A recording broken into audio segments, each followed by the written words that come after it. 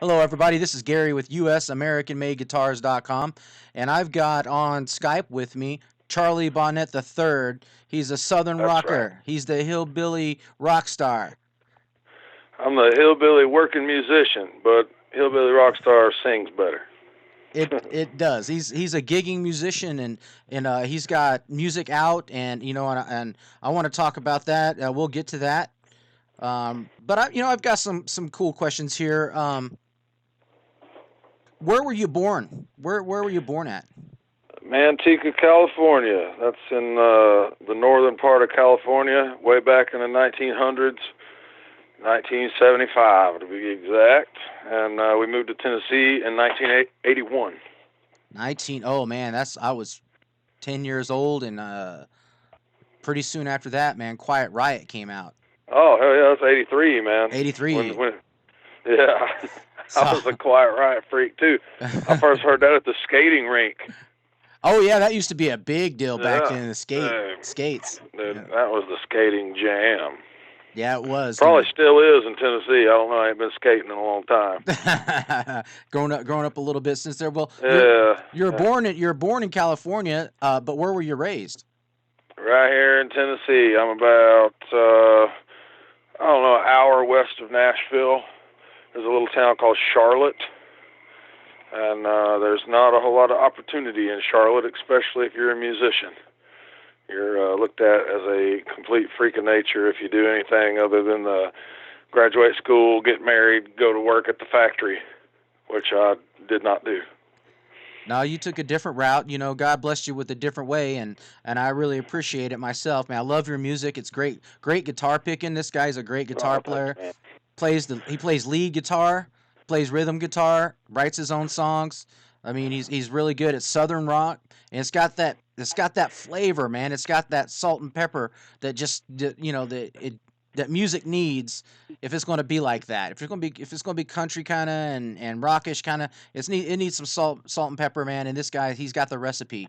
So you want to check him out. But how long have you been playing and writing songs? I started messing around with a guitar when I was a real little kid, but I didn't really stick with it. My dad played like gospel music, and he had like this big ass nylon string acoustic, and my hands couldn't really get around it good as a kid. So he tried to show me, but it all kicked off around, I don't know, 13 years old. I had a neighbor kid who had this, I don't even know the model. It was a big old block of wood with a PV logo on it that weighed about 90 pounds. And the action was probably an inch off the neck. And we didn't care because we could get in front of the mirror and pretend we were Ace Frehley and bounce around. And that's kind of where it started. I was about 13.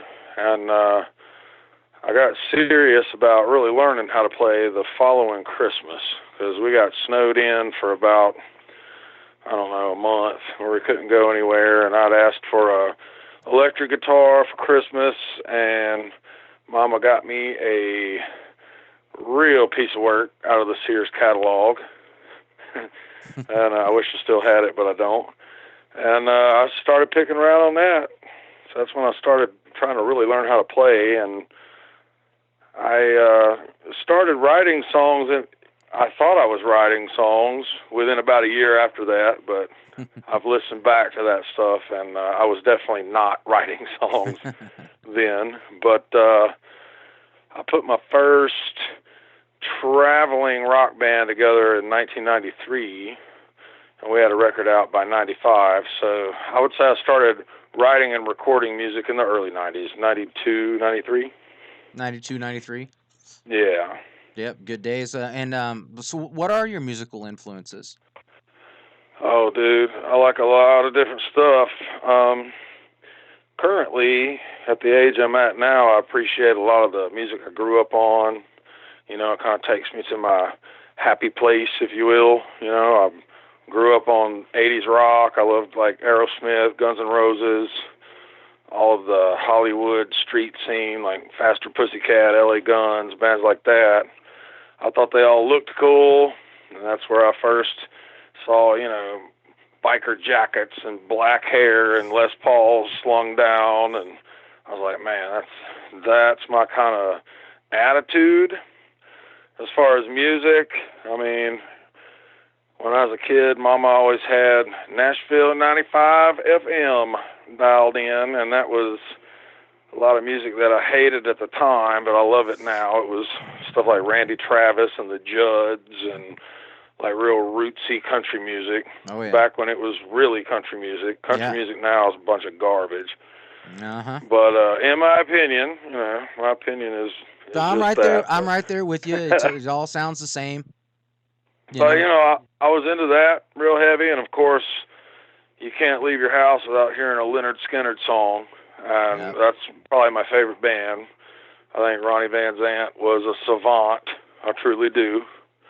Yep. And that's really what I'm cut on, is just bluesy pentatonic scale Southern rock. And I like harder edge, like 80s rock, the Motley Crues of the world. And that's pretty much the foundation. And when I got a little older, like teenager, early 20s, I was in a heavy metal band called Disarray. And we did 5 studio records and had a little indie deal, and we were trying to be Motorhead, and we loved Metallica, and I still do. But oh yeah, as far as the foundation of what I was cut on, it's 3-chord rock and roll and a Marshall amp and a Les Paul. Boy, that just is, it's the cake, man. That combination that you just laid out there, it really is. That's where it's at. But there's a reason why that's tried and true. If it didn't work, they wouldn't be using that for decade after decade. So. Right, there's something about it. It's magical, and so that's some cool influences. Country and rock and metal, and you do have an eclectic, a background on your styles that you like. How would you label your music? If you had to label it. The stuff I put out now is kind of like a cross between 70s Aerosmith, probably like early Bad Company, Steve Earle. I love that. Of course, the 70s era Leonard Skinner is a huge influence. So I like to say that I play modern day classic rock. Modern day classic rock. I've listened to your music for years. I've been following Charlie Bonnet III for a long time. And I tell you, man, the dude is cool. So you're going to have to check him out. You're on Twitter, right? I'm a Twitter addict. Twitter addict. I see you on Twitter. Yes. Yep, you're on Twitter, and people can get to you on Twitter. That's at Charlie Bonnet, and that's Bonnet. Yes. And then I think what is it? 3 I's. Let me look. At Charlie Bonnet the third. It's Charlie Bonnet and the number 3. And the number 3 on Twitter. Yeah. So it's Charlie Bonnet and the number 3 on Twitter. Correct. And then you can go there and you can go to his profile, and then you'll be able to see that you can get to his music, so that you can listen to him and see why I'm excited about CB3. And CB3 is his nickname. It's his nickname. Yeah. So that's, if you ever go hear him play or whatever, have a chance to meet him, CB3 is a genuine American patriot. My mama named me CB3 as a nickname. Oh, now you can't ever get rid of that. That's permanent. No, because it's my initials, of course. But I was a huge Star Wars freak when I was a little boy, and she said it reminded her of C-3PO. So I was CB3, like a robot. But that's my mama. That's her way of thinking. That's awesome. What bands have you played in? Well, like I say, I say professional. That's a very lax term up for interpretation. But my first band that hit any kind of radar was Disarray. You can Google Disarray from Tennessee. And, we put out 2 independent CDs in 95 and 96 and signed with a little record company called Eclipse Records out of New Jersey, and put out 2 records then, one of which was produced by Dave Brocky from the band Guar. Guar. I was friends with Guar. They took us out on tour in the early early 2000s, and I wound up going to Richmond, Virginia, and recording a record with the Guar guys, actually at their place where they make their props and everything. It's called the Slave Pit. I believe it, man. And Those guys are crazy with the outfits and costumes. yeah, they make it all, and we went and lived up there for like 2 weeks and did a record, and that was in 2001. It came out in 2002, and at the time I thought things were going to really heat up for us because we were in all the magazines, Hit Parader, Circus Magazine, Metal Edge, Metal Maniacs, all the real magazines that you could find at the grocery store were writing about my band at the time. But that band did one more record after that, and then we never broke up. We just, I don't know, gas prices like really got ridiculous, and we kind of quit touring on the regular. But the drummer from that band is in my band now, my roots rock band. But anyway, Disarray was the first quote unquote real band. I had a few garage bands before that, and when that kind of ran its course, we just kind of had a bar band around home, and then I got a call one day, and there was this chick I knew, and she was like, "Chuck, I got a gig for you if you're interested in making some money." And I was like, "Hell yeah, I need some money bad." "What kind of music?" She said, "It's rap music." I was like, "It's what?" She said, "It's rap." And I was like, "Hell no, I'm not doing that." I mean, at that point, I'd already put out a few little acoustic demo records, and the Disarray fans hated that. They thought I had like an identity crisis. They're like, "What's he doing?" Because I had to go play like little bar and grills on acoustic to make money.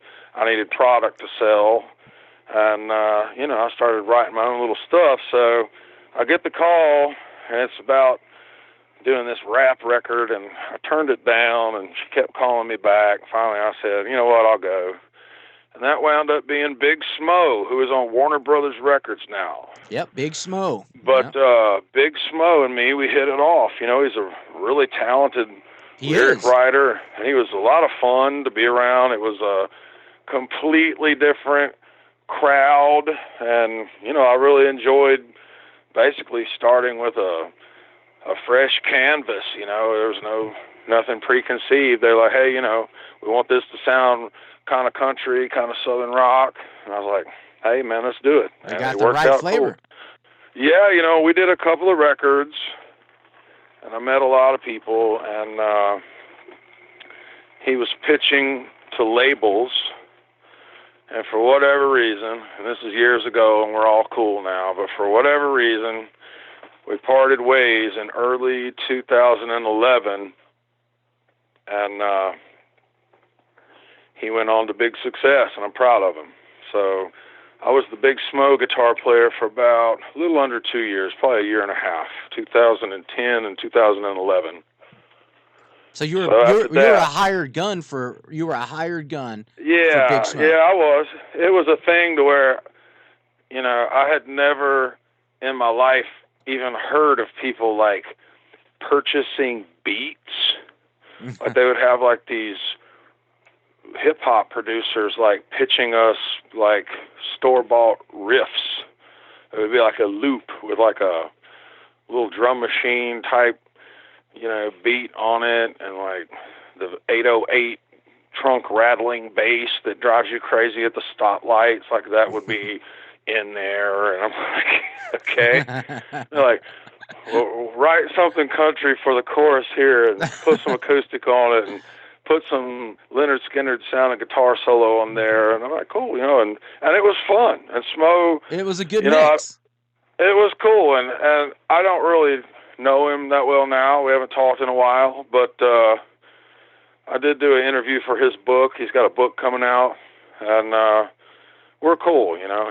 He honestly rejuvenated my name, I guess, because when Disarray kind of fizzled out, we put our fifth record out around 2004 is when we recorded it, and and then I'm basically reduced to being a pub singer for a few years, and then Smo calls.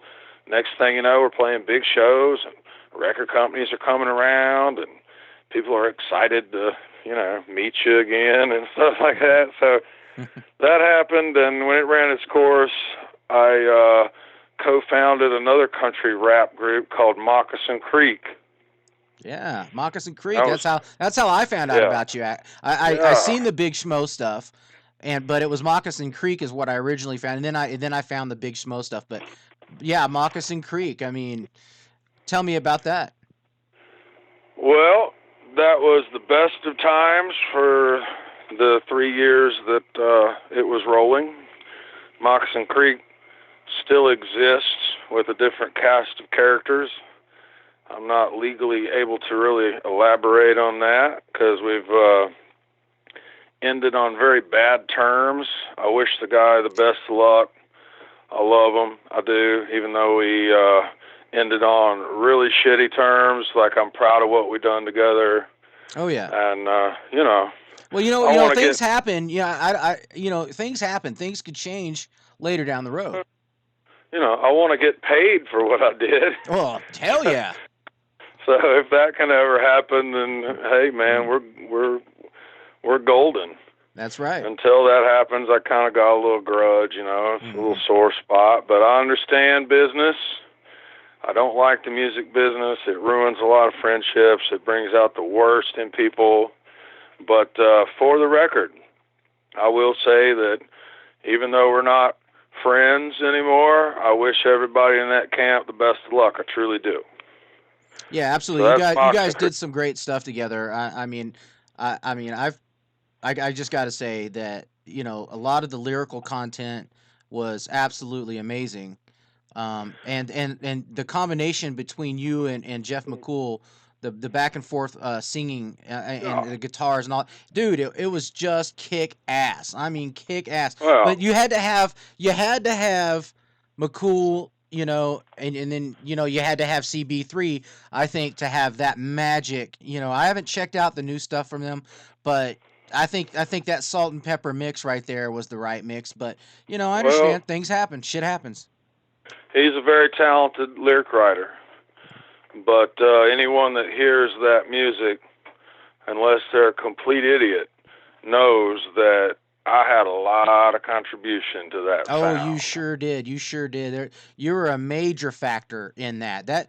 That whole sound and the way that felt and everything to me mattered more because of the CB3. I mean, I liked what McCool was doing, but it was your aspect. The guitar, the long hair. The country boy. Hillbilly rock star thing because it came through as genuine to me. Well, I will say this too. The guys that McCool has in his band now, they are all very good players and nice people. The guitar player that he's got right now is an extremely talented guitar player. Good singer. He's a great slide guitar player, which is something I'm not real accomplished at. And then his acoustic player and bass player, they've got a duo that they do on the side. And I mean, these dudes harmonize, man. I mean, they are great singers. But, if you change the name of the band, then it might go over, in the mind of the old school fans. The old school fans think of the long-haired guy banging out the heavy riffs and singing the Southern rock. Yeah. Now they're way more of a polished type sound, for better or worse. And there's fans that like it, and God bless them, man. Go make money. God Go bless sell him. it. God bless him. I'm with You you on know, that. Yeah. God bless him, there's a man. lot of old school fans that Yep. don't like it, and that's their prerogative. I'm not here to influence anyone either way. I'm pretty much over that chapter in my life. I Mhm. want to get paid for my work, Mhm. and if that can happen, then hell, I'll help them promote it. You know what I mean? Yeah, I'm just saying it was a dynamic duo, man, and Oh yeah. I haven't even looked at the new stuff. I don't really because you're not in it, I mean, Well, you were such a big part of it to me as a guitar player, a southern rock guy, and you're so genuine. I didn't care that you didn't play like Eddie Van Halen. That didn't matter to me, man. uh, It didn't matter that I you definitely, I definitely cannot play like Eddie Van Halen. It's really weird because there's a lot of guys that I really like to listen to in bands, but I don't put their particular phrasing and scales and modes into my own playing, because like I'm a blues player at heart. Mhm. You know, really 3 or 4 chords and a really basic guitar. If somebody can hum the guitar solo, then I think I kicked ass. You know what I mean? Oh yeah, yeah. I got that, I got that thing running through my mind all the time. It seems like no matter where I go, Southern Renegade. All right, I man. mean, it just Yeah. it just stuck. You know what I'm saying? And it was a lot of your contributions that really made it for me. And no slight at all on Jeff McCool. Big dude. I don't need to run into him and have him kick my ass.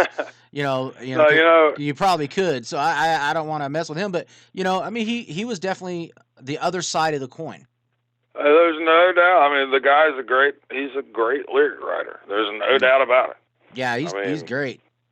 I'm not here to slag anybody. I'm proud of those days, and we did stuff together that if it wasn't for the two of us doing that, it's experiences I never would have done. I mean, we opened for George Thorogood at Sturgis in South Dakota in front of thousands and thousands of people. It was terrifying because we didn't even have a band. We had a guy hitting play on a laptop pretending he's a DJ, and I'm the only live instrument, and that's at the Buffalo Chip. That's a huge stage, right? I mean, they have national acts in there, and I don't know why we were on that stage because that was only like our second or third show as a band.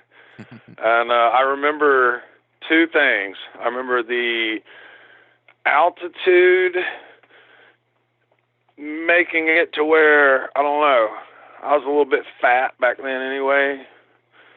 I've lost a ton of weight since then, but I've I noticed remember, that. I followed you so long, well, dude. I've noticed that. I remember being like really winded for a second, thinking, "Oh my God, this is a huge stage. I can't really breathe good because we're, in South Dakota." And then I'm like kind of faking it for a minute, kind of standing there in like the power stance, and I kind of look through my peripheral vision, and I see this huge jumbotron screen, and by God, there I am, about 100 feet tall, on one of those big jumbo projectors. I'm like, oh shit, I better do something. And then I had my little, what the fans call the stomping move, where I would just go through like stomping through the stage. It'd be, You do that. I noticed you do that. You stomp, man. I see it all the time. Well, we made the DJ's laptop skip though doing that. That Oh. happened at Sturgis. I was like, oh shit! I knocked the whole track like it like sounded like a remix. Like it went off time for a minute. It's because I'm up there trying to be a maniac. I'm like, oh god.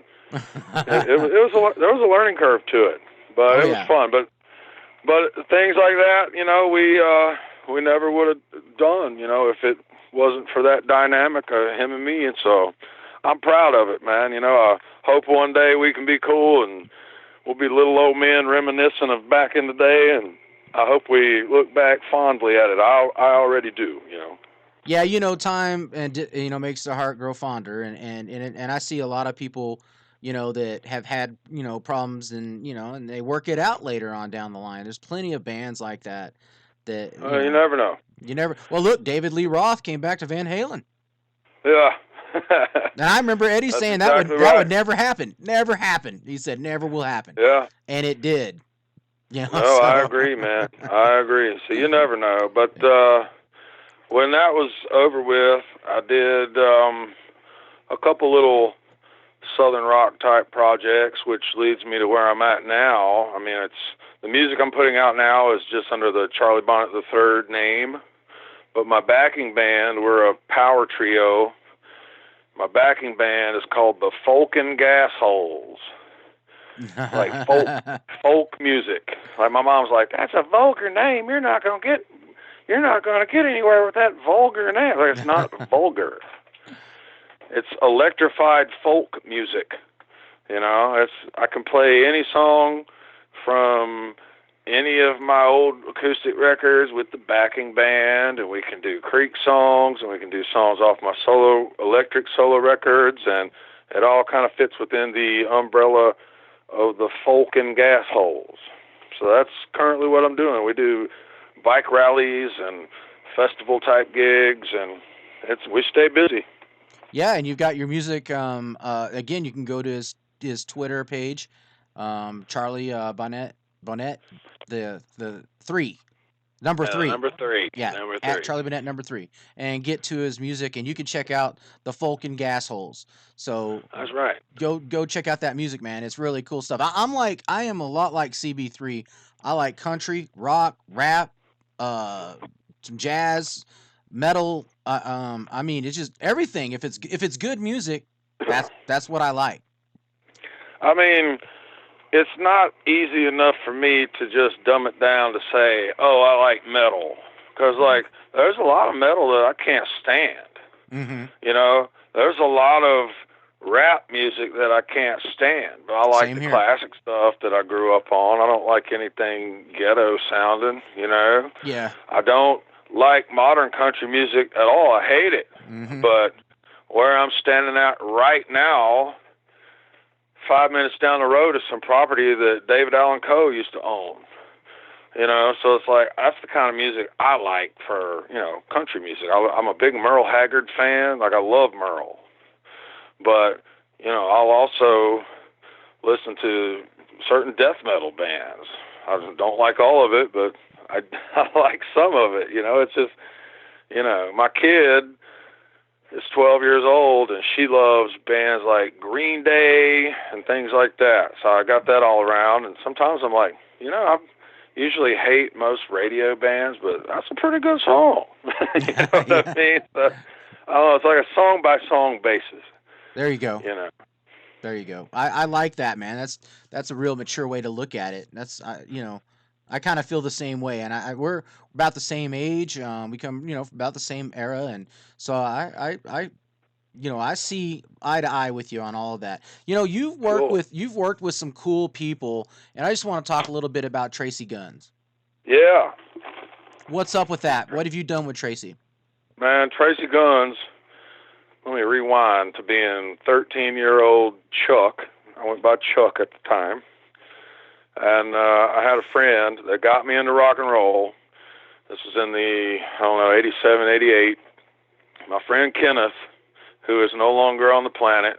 I wish he was here to see what I'm doing now, because he would really freak out over it. But Kenneth, man, he had the biggest tape collection in my neighborhood. This dude was about 5, 6 years older than me. And I would go over there and, he'd dub off music for me. And so he sent me home one day with the self-titled L.A. Guns record. And I was like, dude, this is my jams. And I didn't know why. I do know why now, and it's because it's not overproduced and slick and all too clean. It's a gritty, gnarly, badass music. It's just a badass and just an unpolished record. Yeah. Yeah, raw. And that's what I loved about it, is raw, Yeah. And so from that point, he went to the mall and brought home the L.A. Guns home video on VHS, for you listeners that are able to remember what that is. And we wore that videotape out. I probably watched that thing 500 times as a kid. We would pause it, pick up the guitar, try to figure out where his hands are at, try to figure out, oh, man, that's a cool stance. Look at the way the guy's standing. Stand like that. Trying to figure out stage moves. We were kids, Yeah. So anyway, Tracy was a huge influence on me as a young teenager. So you fast forward to, probably 2009. I met this guy in Nashville named Jake Brown. And Jake is a book author. He did the Satriani book for Joe. Nice. He's done a lot of rock and roll books, and he knows a ton of people from writing books. And he started this little record company called Versailles Records. And they do those tribute albums, Tribute to Kiss, featuring members of, and, all these bands. And Tribute to Dio. So I meet Jake, and he's like, dude, I'm going to get you to play on some of this stuff, because he knew that, hey, I'm looking to get my name around. Yeah. And he doesn't have to pay me nothing, because I just want to be affiliated with it, So we kind of became buddies. And through that, I met Tracy Guns. And we hired Tracy to play on a Moccasin Creek EP right at the end called The Big Dogs. Yeah, I remember. Tracy did the song Big Dogs. He did the solo. And we also had Bruce Kulick from Kiss do a solo on that record. Yep, Bruce did, and that's a great solo, by the way. No, dude, it's ridiculous. You got to hear that, people.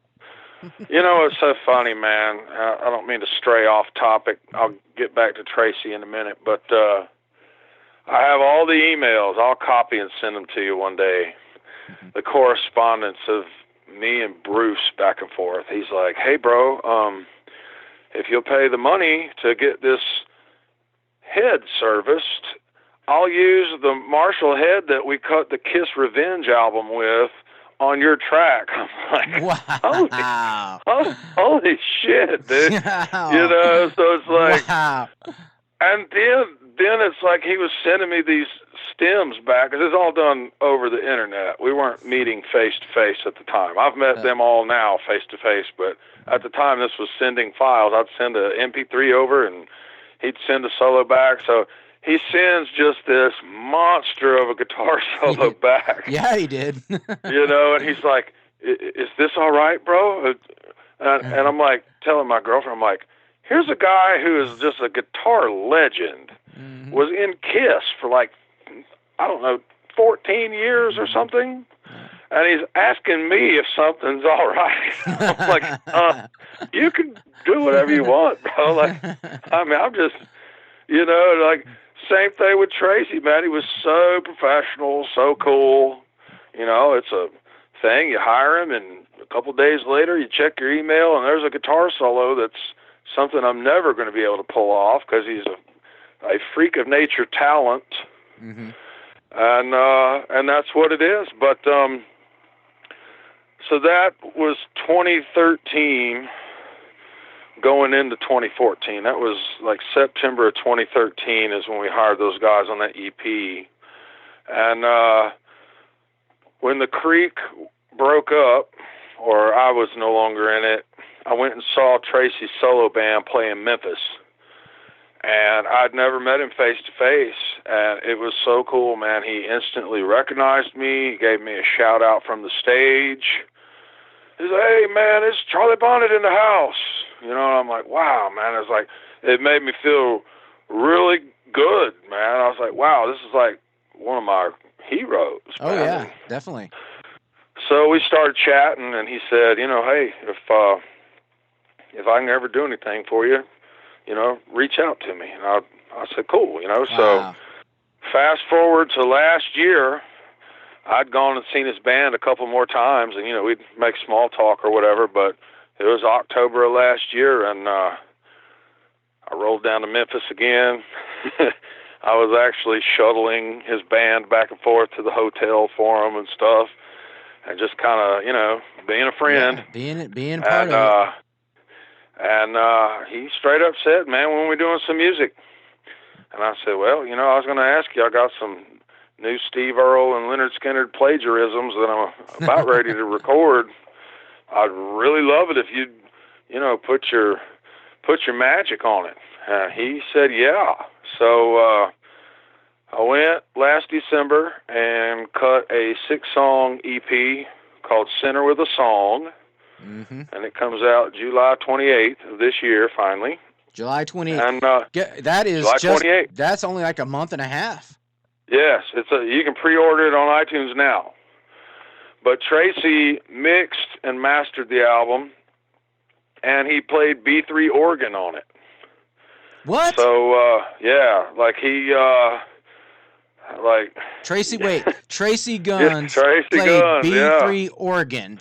Yeah, you know, we were joking around. I said, now we're sounding kind of like Deep Purple, like old school 70s like vibe. You know, I said, you know, John Lord was just a Billy Badass back in the day in Deep Purple. I said, we can't call you Tracy Lord, or the porn star will sue us for trademark infringement. Yeah. But yeah, he's Tracy Guns, man, on B3 organ. Wow. He sure did. And not all the tracks have it. It's like half the album has organ on it. But, just the fact that this dude, I mean, he's got plenty of things that he can be doing. Mm-hmm. Yeah. The fact that he takes the time to, take on somebody like little old me, and is willing to do it, and he shared it on social media, and he's been a really cool friend, man. And it's, you always hear people don't meet your heroes, because but no, like, this dude has been just so fucking cool to me, man. And I mean, I don't know if the listeners out there have seen this guy play guitar, but he is a beast.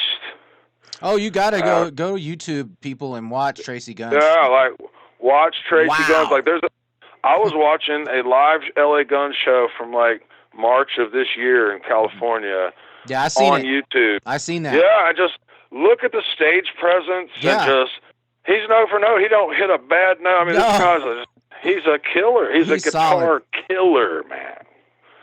And it's like, I'm blessed to even know this dude on any kind of small level, but I mean, just to have like, the 6 degrees of separation or whatever, just to be working with somebody who in my mind is of a modern day legend status. That dude's a badass. And I'm blessed to have him on my record. So I'm going to be seeing Tracy here in a couple weeks in Memphis again.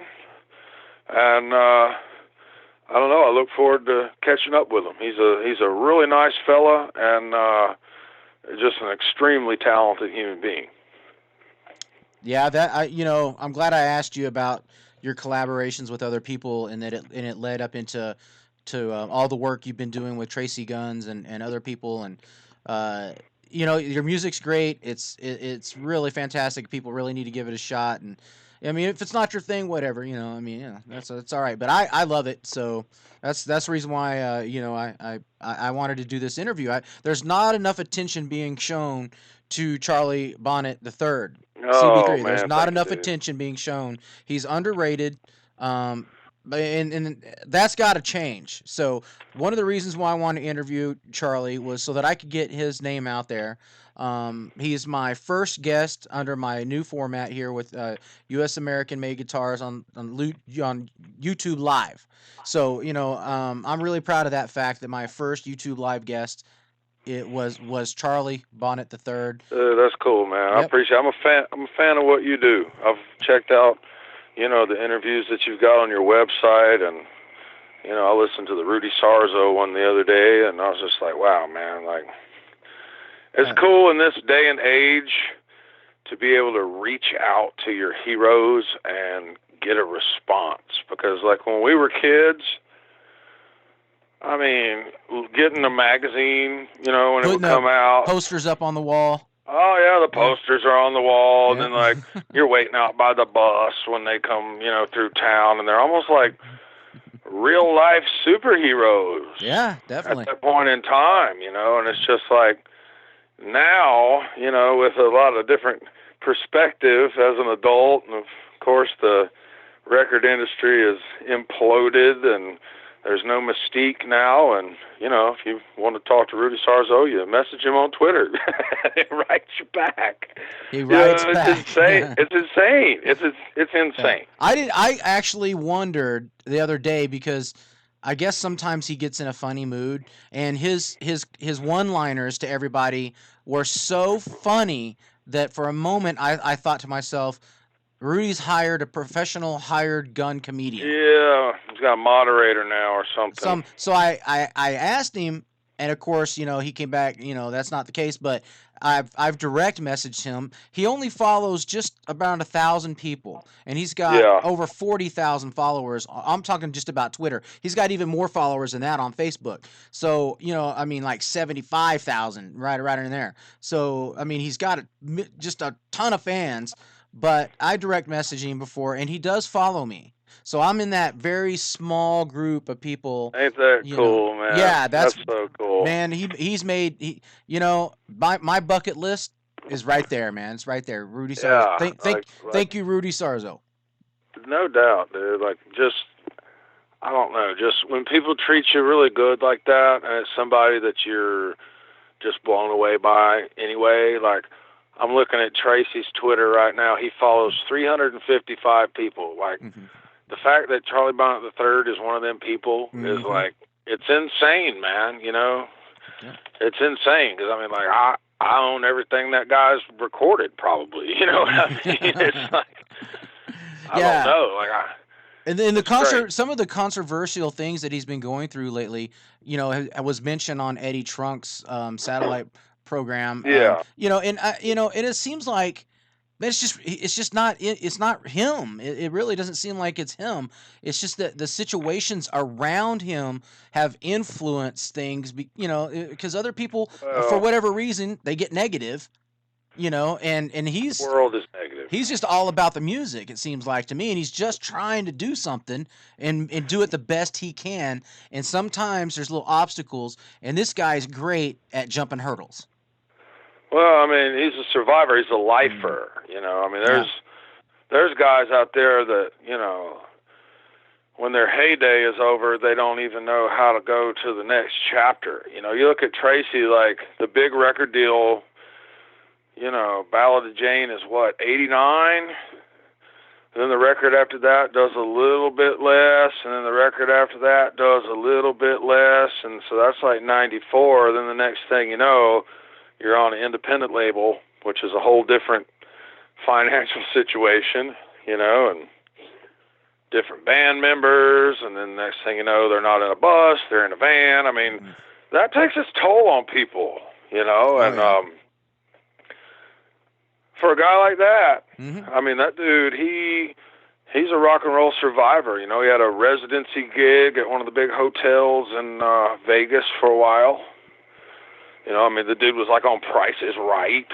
You Hmm. know, it's like people laugh. They're like, we saw Tracy Guns playing guitar on Price Price is is Right. I'm right. like, hey man, a damn paycheck is a paycheck. Yeah, yeah. You know, this He's guy, working. He's he's a working. working player, That's what you man. do. So you see all the new stuff. You know, I'm assuming some of the negative stuff in the press is him and Nikki Sixx.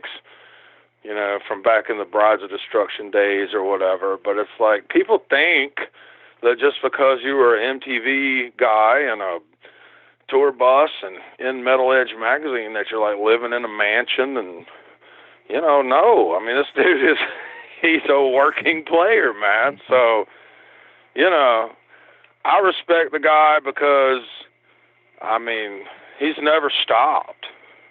He's never stopped. You know, some of the records might be a different style, might have things people ain't into, but I mean, overall, his catalog is a damn ass kicker, man. It And just to is. be a survivor for 30 some odd years in the damn business, more than that. I Should mean, put that's all you got to say. I mean, people go. can say, Oh "Oh, yeah. so and so's an asshole." Well, you know what? 30 something years in the business, you're probably Mhm. gonna have a bad day every now and then. What day did you talk to him? You know what I mean? Exactly. Well, exactly. So I mean, I can say this. I've met him several times and dealt with him on a professional level a few times, and he's been nothing but a gentleman to me every time. So Yeah. that's what I go by. Yeah, He's my he, buddy. he he deserves attention just like you do. It's really kind of cool how it's you and Tracy Guns that have teamed up a little bit on this, and that he played organ, and so Yeah. what an amazing story. And really, I haven't heard that from anybody. I mean, that is Uh, breaking news right here on U.S. well, American Made well, here's the Guitars show. thing, man. Here's the thing with that guy. He wants to have fun playing music. I mean, playing an organ on the track was probably a blast. You know what I mean? He's like, man, I'm gonna play this. This will be fun. He loves to I mean, play. I mean, you can see that he loves to play. oh Um, golly, man. I yeah. mean, that guy is gifted on a lot of Oh yeah. levels. He's a gifted producer, gifted songwriter, engineer, everything. He mixed our record down to like analog tape, and it's real vintage sounding. There's no frequency battle with compression. It's like, no, I want this record to sound like if Charlie Bonnet was making records in the 70s, what would I sound like? And that's what this Exactly. is, man. I love it. I love So it. it's coming out, man. It's coming out. We're going to do a few videos, and I'm just really excited. July I'm 28th. hoping July 28th, that's right. And And I'm you can hoping to pre-order do it. on iTunes right now. It's sitting there right now on iTunes. And what's It's it on called? Amazon right now. Your Sinner album? with a Song. Yeah, Sinner with a Sinner Song. with a Song. Yes. That's cool. Yep. That there's a song called Sinner with a Song, and in my opinion, it's a very Black Crowes type sound, very very roots rock, very southern rock. You know, I mean, that's the thing. It's like I'm not ruling out doing like another project with, you know, hip hop producer like I did in the past, because those guys were fun. But this record just feels very real. There's all live musicians. You know, we're not playing to a click track. You know, it's not fixed in Pro Tools on some grid where it's like, oh, let's pitch correct this. No, it's warts and all. It's mic'd up the room. It's raw. Play it and do it. Yeah, that's what I like, and that's what I look for. That's just my flavor, you know, and that's why I have you on as a guest. Is, you know, you've got the salt and pepper, man. So I'm doing my best, man. How's fan support been, you know, at your gigs and online? Well, here's the thing about my gigs. There's a lot of different kinds of gigs I do. You know, I do a whole lot of acoustic shows where I'm basically, I don't know, I tell people I'm interrupting their TV show and they're staring at the huge screens on the wall at the sports bar and they can't hear the volume of the ball game because Charlie Bonnet's singing classic rock too loud. You know, so there's shows where people are not even paying attention and your background noise. And then there's stalker fans and over-obsessed fans. And some nights I'm playing, I did a gig last night at a bar and grill, and it's Wednesday wing night. They're selling chicken wings as fast as they can sling them out of the kitchen. And I'm playing on this little back porch stage, and for half the night there was 3 people there. And then for the other half of the night, there was 50 people there that are drunk and screaming requests at me and partying. Mm-hmm. So, you know, it's all over the board with that. So that's my acoustic type shows, and that's really what pays the rent. You know, the acoustic gigs, there's no overhead. I bring my little Behringer PA, plug in, let it rip. Take my money, add the tips to it, add the merchandise money to it, make a pretty decent living. Right on. And then I take the gas holes out whenever we can get bookings. And gas holes, we pretty much do bike rallies and biker type events. We're playing on Father's Day, which is this Sunday, at a Harley Davidson dealership about an hour from here. And it's a outdoor stage and people partying, free beer. You know, and that's what we do. We entertain. Did you just say free beer? Free beer. Free beer. Free beer on Father's Day. Wow. You know? Okay. Yeah, I think I'm gonna. Yeah, and they all show up and they ride their bikes out and show them off, and everybody's cool. And we throw down on all my songs and a bunch of Skinner covers and whatever we feel like throwing out, and everybody has a party and we pack up and go home. All right. So that's the electric shows. Awesome. Now we're going to get to we're kind of getting toward the end of the interview, but I can't end it without talking about U.S. American-made guitars. Now, Yeah. I know that you're endorsed by a guitar company now. That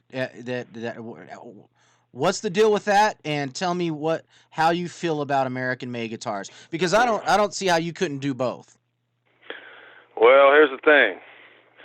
I love America, obviously, and I love American-made guitars. A lot of American-made guitars on the CB3 bucket list are out of the bucket list price range currently. But I do own 5 Les Pauls. A couple of them are studios. I got a Les Paul Custom. I got one Frankenstein one that's not even all the same parts. It's just a hybrid of various broken Les Pauls put together. You know, so I own 5 Gibsons, and those have been my workhorses for a long time. But my bass player in the Folk and Gas Holes, he's a extremely talented cat by the name of Seth Carter. And When Seth doesn't have a bass in his hand, he's on social media networking. I mean, this guy's, I mean, I've never seen somebody online trying to get stuff done like this dude. Like, if he's awake, he's playing bass or he's chatting up some kind of deal somewhere online. So he met this company, Alan Eden Guitars, and they're out of California. And the Eden Guitar Company has been like in the parts business, I believe, since like '87. And if you needed a replacement part for whatever instrument, you can contact Alan Eden, and they would get you what you needed. But now they are building instruments. They have their own Alan Eden guitars. So Seth got an endorsement with them and got a couple of basses, and you know, they're really affordable and they look good. And I mean, shit, I was impressed, you know. And so that's how we met Alan Eden, is through Seth. And we went out to California for the NAMM show this past January. And, you know, started talking it up. The guys at Alan Eden are big fans of independent artists, and they're just really cool people, you know, and they like our work ethic. And next thing you know, I'm chatting about having a CB3 model, you know, because I have it, a red Les Paul Studio that the fans kind of nicknamed Old Red. Well, Old Red, I've sweated in it so bad that, like, all the paint and stains faded off. The pickups are just like, I need, like, new electronics and stuff because I've just fried it out, sweating in it, just beating it to death. And then I flew it on an airplane, and I was looking out the window. They made me check it. So I'm sitting there looking out the window, and I watched this guy literally throw my guitar onto the ramp. I'm like, no. And like, I opened it up, and like the toggle switch was all smashed and everything. So anyway, the Alan Eden guy said, we will make you a new Old Red guitar, and it'll be the CB3 model. So that's what they did, man. It's, you know, it's based on a Les Paul. It's a little bit lighter, so it doesn't kill my shoulder and neck. And it's really sweet, dude. It's maple top, and the body is mahogany. And, you know, it's a thing to where people come up to me and they're like, hey, it's my little son's birthday. We want to get him a guitar. What do I get? You know, and I want to say, yeah, drop $1,300 on that Gibson down at Guitar Center. But, you know, it's a little kid learning. Or little Billy wants a guitar for Christmas. What's a good first one? Well, this is not like a first guitar, but my guitar, you can buy them from Alan Eden for $400. They look good and they sound great. You can't knock it out of tune. Like, I beat on this thing and it won't go out of tune. I say that now and it'll go out of tune at the next show, but you know, and it's a thing. Like, you want it to look good so the kids will want to keep it in their hand, you know, and want to really learn, and it's got to sound good. And this thing's the whole package, man. It's a really good guitar, and for the price, it's an extremely good guitar. So Alan Eden Guitars, man. I mean, and the damn hard shell case that they gave me for this is the coolest alligator skin hard shell case. I mean, like, Really? this is the best guitar case I've ever had in my life. Even if you don't want to buy an Alan Eden guitar, you need to get their cases. This case blows away the Gibson cases. Blows it away. Yeah. Nice. You know, you kind of remind me of Rudy Sarzo in that vein, because Rudy, he's got some amazing basses. I mean, he's, you know, some vintage stuff. I've got a picture of him with you know, a vintage bass, and it's a Fender. And right now he's actually looking for a Fender jazz bass. So I mean, he's put it out there. Hey, I'm wanting one of these. If you got one to sell, DM me. So he's actually having people direct message him. I mean, this is going on right now. So Yeah. he's looking right, you know, but he's endorsed by a company that imports guitars, but they also have a custom shop, you know. So you know, so that, you know, the you know, Rudy could do whatever the heck he wants to do and play whatever bass he wants to play. You know, I mean, but you know, in his heart, there's a special place for American-made guitars. Oh, no doubt, man. Well, here's the thing about Alan Eden. All these guys that work there, they all play guitar. They're all really good players in their own right. And I mean, you know, they collect instruments, they set up guitars. I mean, they live and breathe guitars. So, I mean, their products are, this guitar I play is made in China, but I mean, it's assembled in America, and, you know, I And mean, it's this set thing, up in America. It's assembled and set it's up set in up in America. America. I mean, this thing, they, you know, they did it to my specifications, and it's an ass kicker. I'm very proud of it. You know, it's amazing to me that someone would give me that kind of opportunity. You know, I got fans that have bought a few, and I've got a UPS man that broke a couple of them, whose ass is mine if I ever see the dude. But that's another story. And it's a beautiful instrument. I'm honored to be a part of it, you know. Yeah, what's the website so people can go check them out? Yeah, Allen with an E-N, A-L-L-E-N, AllenEdenGuitars.com. Yep. So go check them out. I don't myself really talk about imports, but if I have a guest guitar player that like yourself ever again, you know, I'm going to be pretty open minded about it. I'm not anti-import at all. Some people may just think that because my focus is on U.S. American made guitars, but that doesn't mean that I'm going to trash import guitars. I'm just Yeah. not going to do it. You know, I'd upset people like you and Rudy Sarzo, and I love you guys. So Oh, why in the hell would I want to do that? You know what I'm saying? well, I know that you got American made guitars in your house.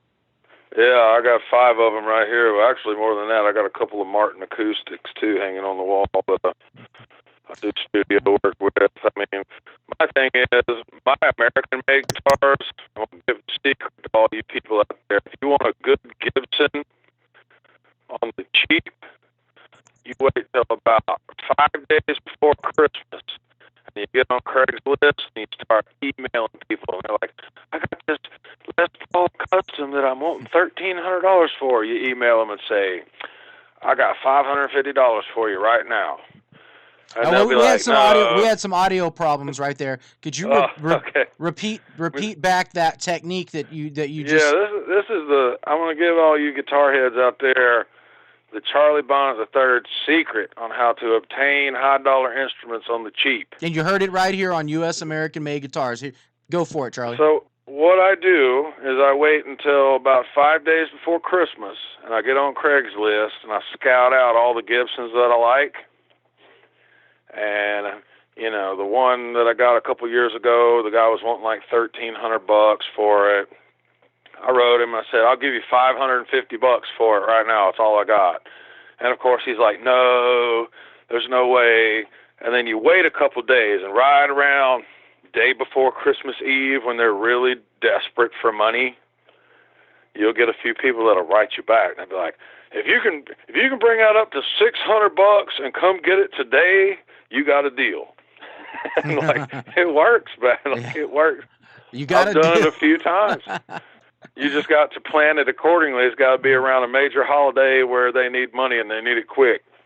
That you're the So there you go. You are the Craigslist guitar guru. Hey man, it works. Like that's where I've got a couple of my guitars. You heard it here first, folks. That is You can do it. that's top secret, but now it's out. So The word is out. Well, let's talk about your Martin guitars. Your Martin, do you like those guitars? Yeah, you know, this, I'll have to break out the one right here to read you what model number this one is. I got Could you two of them. Could you pick on it a little bit? We can hear. Well, I have to get somewhere where my air conditioner is not killing us because it is hot in Tennessee at the moment, and so I'm running my AC wide open. For this particular guitar, I bought this. This is a 00CXAE. It's not made out of wood. It's almost like a, I don't know, man. This is like, it's not plastic, but it's like a graphite type body. Mm-hmm. Is it? But I bought this. It's got the Fishman electronics. and I got it used at Memphis, Tennessee Guitar Center a couple of days after Brahma Bull got married in 2013, actually. Mm. I sang at their wedding, and the next day I went and got in my car, and I went to Memphis, and I saw this guitar, and it was like $300 Wow. used. Wow. And I bought it, and the thing about this one, I do all of my acoustic shows on this, and I've split my hand open. I do 4-hour shows where I don't take a break. Like I'll play 9 to 1 without stopping. Mm. And a lot of times the hand gets beat up pretty bad. So if you look inside the hole here, I've got just blood splatter. Like the whole inside of my guitar has got like blood stains. Is my DNA. Yeah.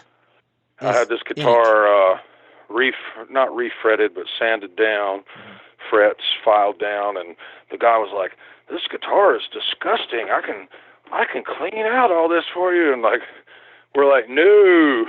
Like, you must leave the blood. It's kind of like being in martial arts. You never wash your belt. You want to keep your sweat and your DNA of where you earned it in the belt. Same thing with this guitar. So that is my workhorse right there. And I'll open up this other one. This one here is a much better instrument in my opinion. I do all my studio work, including the Center with a Song record, coming July 28th on this particular instrument. This is a DX1RAE solid spruce top. Nice. But you know what? I'm looking at it. Made in Mexico. We're denied. Mexico. Yep. I was just about to say that one's made in Mexico, but that's okay. It happens all the time.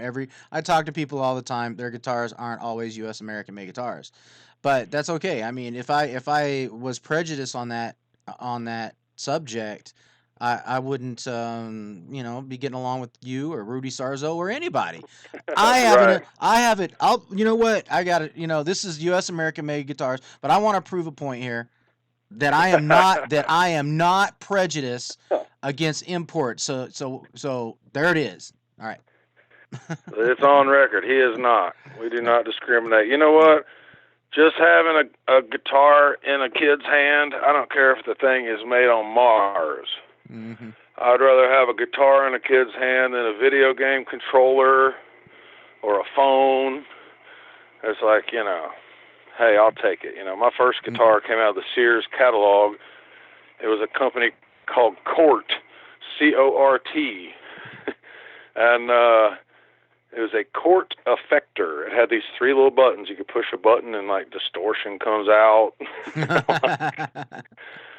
Well, push another button. You gotta give credit to Martin for what they do. They're an American-made company that makes American-made guitars. I mean, they make some of the best acoustics in the world right here in the USA. So as a company, Martin, they deserve respect. They've earned it. And what they're doing with the Mexico guitars, and I've had a Martin Mexico. I've got imports.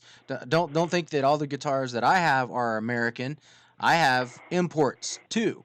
So there you have it. But what they're doing is the price point, like you said, to get it into more people's hands that can afford it. Because not everybody's, I mean, if you want to go out and pay $3,000 for an American-made Martin, you're going to get a sweet ass guitar. But if your kid's 12 years old, or if you're a musician that's not making the huge money, that doesn't have the endorsement deals, you got to pay your bills. You can't go out and get the $3,000 Martin. You gotta get the Mexico, or otherwise, what are you going to play?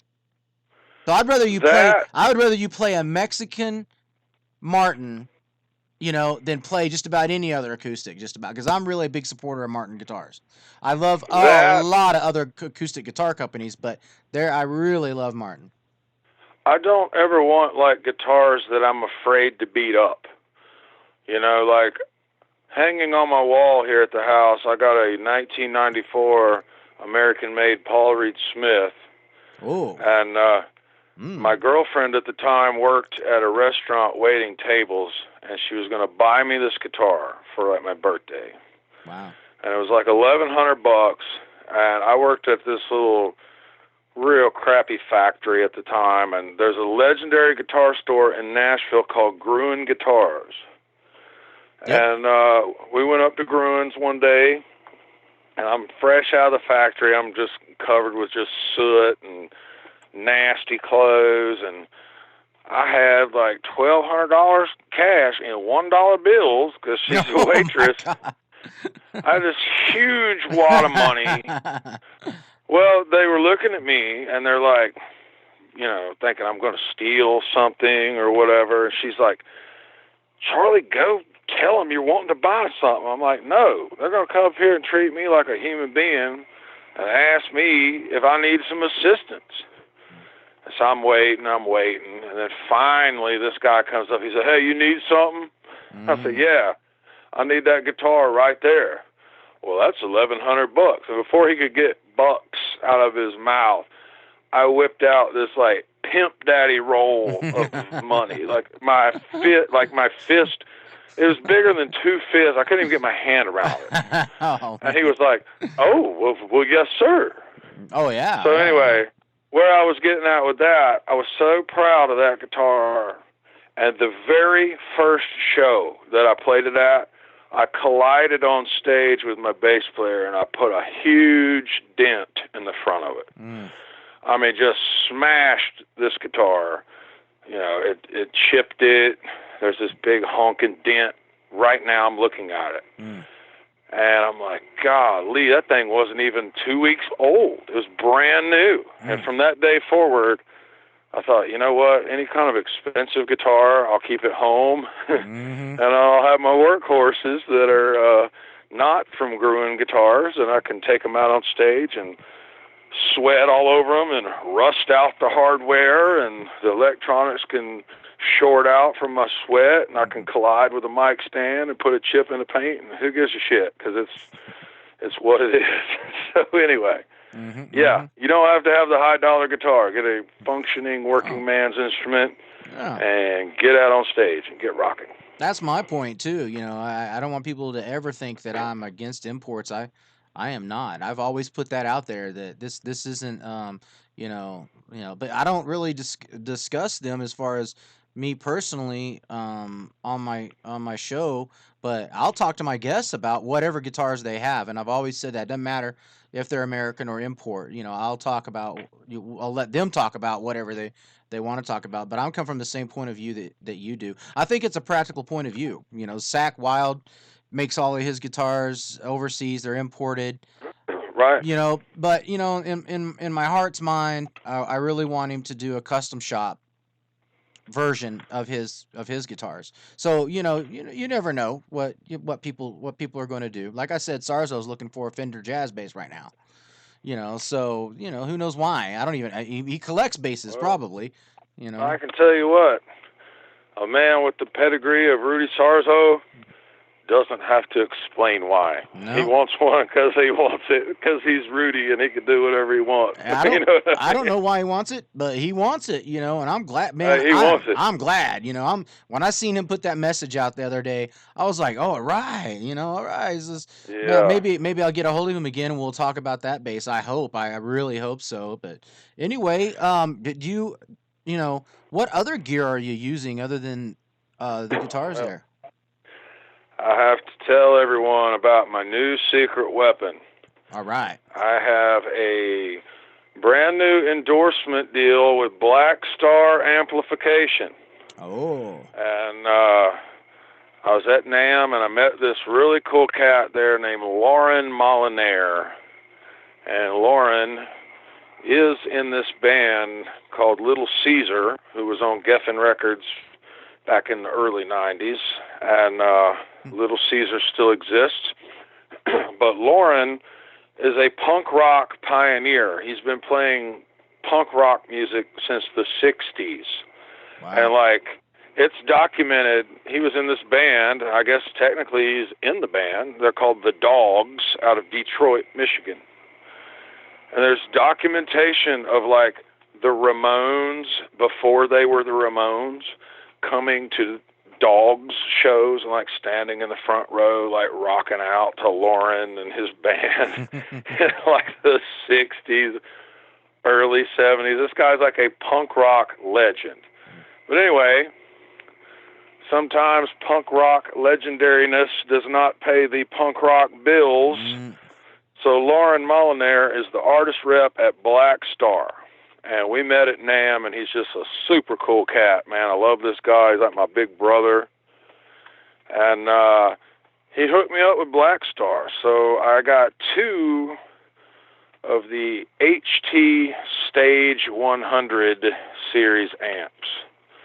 And it is the best amp I have ever played through. And that's not because I'm an artist there now. I would have bought this thing and said the same thing if I bought it at Guitar Center. But the HT Stage 100 series, I have 2 of them. And us being a 3-piece band in the folk and gas holes, I run stereo. I got a vintage delay pedal to kind of split my signal out, kind of thicken it a little bit. And I run those Black Stars through Marshall 1960 lead series cabs. I run 4 of them currently on stage. And I had 8 of those at one time, and my roadies didn't want to work for me anymore, and I dumbed it down to 4 cabs. But it's basically, that's what it is. It's the UK invasion. It's Black Star heads through Marshall cabs. Yeah, it's pretty awesome. And, I love the English stuff. I always, it's just amazing. But the thing about the Black Star, like, it eliminates the need for a lot of extra gadgets. I mean, I got a, let me look at it. It's a TC Electronic Mojo pedal. It's like a little tone booster or whatnot, overdrive pedal. I got that. My delay pedal, and then just one of the old school Boss tuners, the white tuners. What's the delay? You know, I mean, What's the delay? The delay is made by Behringer. It's a VD 400, Vintage Delay 400. It's real simple. I honestly use it to split my signal more than anything. I'm not a big effects guy, but with this I noticed that. Black Star, man, like, it's got a tone shaping knob on there, and you take it to the left, and you get that 5150 kind of crunch, like a Mesa heavy metal kind of sound. Take it to the right, you get more of a, I don't know, a Marshall or a like an old Fender tube amp kind of sound. Like, this amp is so versatile that, I mean, you don't need a whole lot of bells and whistles. You plug in and let it rip, man. It's amazing. It's a really cool piece of gear. Well, CB3, Charlie Bonnet the Third, you're amazing. You've got an album coming out on July 28th. That's only a month and a half from now. It could be pre-ordered on iTunes. You can pre-order it. Sinner with a Song. Sinner with a Song. That's right. Tracy Guns mixed and mastered and played B3 on it. Yep. Tracy Guns played B3 organ on this album. So if you're a Tracy Guns fan, you want everything Tracy's ever done, well, here's your chance to get him on CB3 organ. You heard it here first. I don't know that he's played organ on a record. That's what I'm saying. That's what I'm saying. This is brand new. Now, he has a band, news. A really killer band called the League of Gentlemen, and it's like stoner rock. It's like really cool. I mean, it's got a lot of instrumentation. I own one of the records, and I don't really know if he played a lot of extra instruments on there, but he's a fascinating cat, man. A really cool fella. I'm proud to call him a acquaintance, if not a brother and a friend. You know what I mean? I do know what you mean, and you know, Tracy is somebody that is kind of underrated, and it's really sad because if you really take a serious look at the guy, it's actually a travesty that someone like that is held down by misfortunes and other people's attitudes and backbiting and this and that, and you know, just because really he's a positive guy. I mean, he's his music. If you listen to the chord progressions in the song. I mean, he's got feeling that it's blessed, man. You know, it's blessed. He's that great. So Well, he if you should be go to known YouTube, as a great guitar player. He should be known as one of the greats.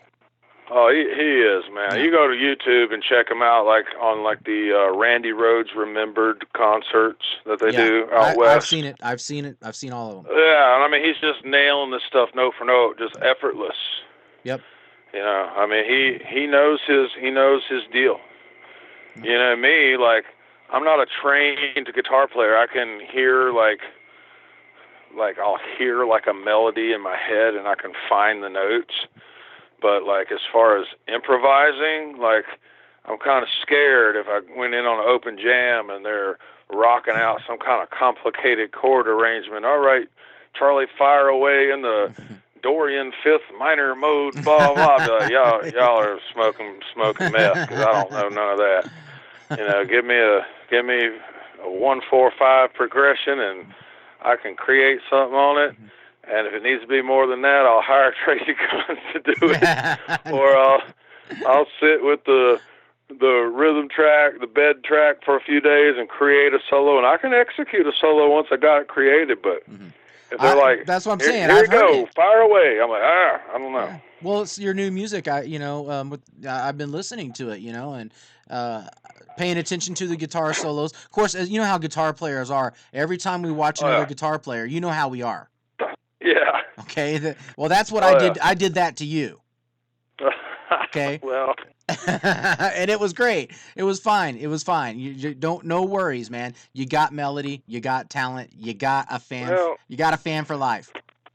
I appreciate that. I've learned to work with what skill set that I do have. You know, as far as singing, I got a 1-octave voice. So you're not going to hear me doing any kind of wailing. As much as I love Judas Priest and power metal bands, that'll never be something I can do, so I don't try. You know, I'm never going to be able to play like Yngwie, so I'm not going to try. You know, but I will do the best I can with my Southern rock, which is really where my heart and soul is at. I've been here geographically since I was a little kid. And why run from what you are, you know? So I'm a 1-4-5 progression in a pentatonic scale, and I'll sing you a song that'll remind you of something, and that's really what it is. Ladies and gentlemen, we have Charlie Bonnet III as the first live stream guest for the brand new USAmericanMadeGuitars.com YouTube channel. So thank you very Right. much for anyone who. Thank you. Well, yeah, thank you. I mean, and anyone who else that's watching the video, or please comment and please subscribe and help me grow the channel. Get in on the ground floor. As you see, my first guest is Charlie Bonnet. Even if you never heard of him, if you heard this interview, I guarantee you're interested in him because he's interesting. So Cool. check him out. He's an interesting guy. He's got the flavor and he's cooking it up, man. So feast on it. So this has been Gary Housley, your host with US American Made Guitars, live on YouTube. First live show with Charlie Bonnet III. Awesome. Thank you, Charlie. We're going to go ahead and get off here. We've Okay, buddy. we've done pretty good job, and I want to thank all the people again for watching. Please go to iTunes, pre-order "Center with the Song," and show your support to Charlie Bonnet III.